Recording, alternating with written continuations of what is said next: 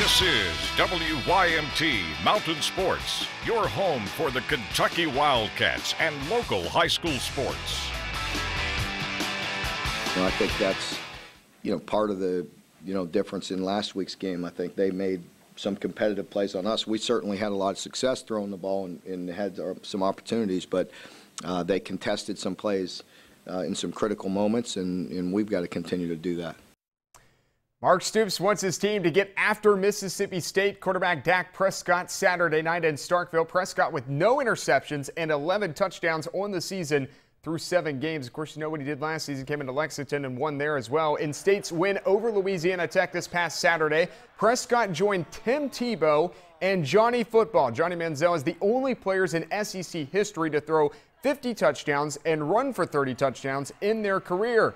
And oh yeah, he still has games left to keep on playing, starting with Kentucky. Yeah, definitely. It shows you a quarterback that has an awful lot of poise, an awful lot of leadership, and a lot of experience. He knows what he's doing, and they're really big at wide receiver too. They're talented and experienced and bigger guys, and so we have to rise to the occasion, and we have to challenge these guys and make competitive plays. The Bulldogs and the Wildcats, 7:30 kick time on the SEC Network if you are not making the trip down to Starkville on Saturday. And if Mississippi State wins, it'll make the Dogs bowl eligible for the 6th consecutive season. Well, it's time for Chalk Talk tonight. In tonight's episode, Lauren Cash and Freddie Maggard discuss the Cats' upcoming game with the Dogs. Well, welcome into yet another edition of Chalk Talk. Lauren Cash here alongside Freddie Maggard. Freddie, before we start talking about Saturday's matchup against Mississippi State, let's take a step back and look at the first 6 games of the season. How would you grade Kentucky's performance? However, all of the highs and lows, how would you grade it thus far? I think at 4-2 halfway through the season exceeds expectation for most. I thought Kentucky would be 5-1 at this period. I thought Kentucky had a better team when it played Auburn, just did not take advantage of opportunities when it presented itself. You can look at the drop passes. You can also look at the return yards that Auburn had against Kentucky, 6 kick returns for 155 yards in comparison to Kentucky's 1 for 18. So I think 4-2 exceeds expectation. I think Kentucky is in a good position to finish strong. I think Kentucky still will go to a bowl game. It's going to have to win or try to get one of these next 3, and that's going to be tough against Mississippi State, Tennessee, and Georgia.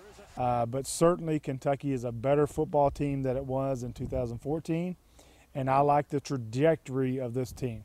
Yeah, you mentioned Mississippi State, Kentucky's next opponent. Head coach Mark Stoops said Monday in his weekly news conference the biggest threat the Bulldogs bring is their physicality on both sides of the ball. Right. How do you expect to see Kentucky's offense respond to that physicality up front? The thing that strikes me about Mississippi State's defense is through 7 games, it's 19 sacks. But those 19 sacks come from 10 different defensive players. So the front 4 from Mississippi State is dominant, going to be reminiscent of Florida or Missouri. But it blitzes, does all kinds of creativity. And when Coach Stoops talked, 21 out of 22 starters from Mississippi State are juniors or seniors. And that tells me that Dan Mullen has been there a long time. He's redshirting players. He's bringing in junior college players when needed, but he's developing his program. And it also is a reminder, going back to the Auburn game, that we're just in year 3 of Mark Stoops. Go back to 2013, Kentucky was 2-10, one of the worst teams in America. Auburn was 13-2, playing for a national championship.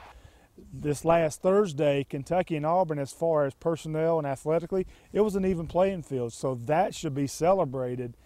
Frustration from not winning the game, I think, for me personally and for the fans, is a good thing. At least fans think and know and watch Kentucky being in these games at the end close and have the ability to win once it starts taking care of the little things, the hidden yards, making the catches, and taking advantage of opportunities.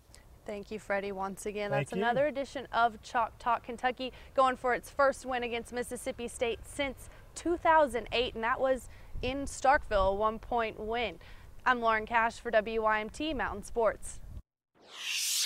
All right, good stuff as always, Lauren and Freddie. Coming up next in sports, our game of the week takes us to Somerset this Friday night. A Mountain Top 10 showdown between number 1 Pulaski County and number 3 Southwestern. Hear from both head coaches. Welcome back. The WYMT Appalachian Wireless Game of the Week features 2 top 5 teams in our Mountain Top 10. It's number 3 Southwestern at number 1 Pulaski County. Oh, it's a goodie. Let's start with the Warriors. Head coach Larry French. He's got his team on a 6-game win streak. However, his Amon's Sugar Shack donut streak, well, it ended last week, and he says that's got to change soon. Coach French, how many Amon's donuts will you have this week?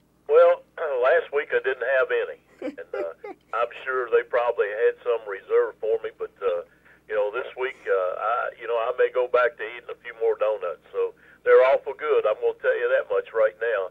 And if you got a chance to eat one of their donuts, you need to stop in and get one. They've got other things there too that are pretty daggone good. So I like them. Let's put it that way. All right, then. Coach French has his meal prep ready for the week. As for John Hines and his defending Class 5A state champion Maroons, they're happy to have their game live on television because even though some think Pulaski isn't a mountain team, Hines and his squad, they don't care. They love the coverage. Well, we're always excited to have you guys around, Jamie. You know that. We love having the WYMT come around. And, I know there's a lot of folks that don't think we belong in the mountain coverage area, but we're thrilled to be in it. And we're always excited to have YMT. And it's going to be an exciting night, not only the game and what it stands for, but to have it broadcast live just adds some extra excitement that we usually don't have. Live coverage of the game on this TV and WYMT.com Friday night, 7:30 kickoff at Pulaski County. The Maroons have been the top-ranked team all year long in the Mountain Top 10 in Southwestern, currently ranked number 3. That should be a lot of fun. Paintsville reaches its highest ranking yet in the new Alice Lloyd College Mountain Top 10 this week. Here is the new poll. After week 8 of the high school football season, the top 5 stay the same from last week. Pulaski, Johnson Central, Southwestern, Belfry, and North Laurel. And then it's the undefeated Tigers at number 6. Paintsville just a point away from being in that top 5. Corbin, meanwhile, jumps up to 7 after the win over Bell County. The Bobcats fall to number 9. Meanwhile, Shelby Valley bounces into the top 10 after beating undefeated Leslie County. More Mountain News right after this.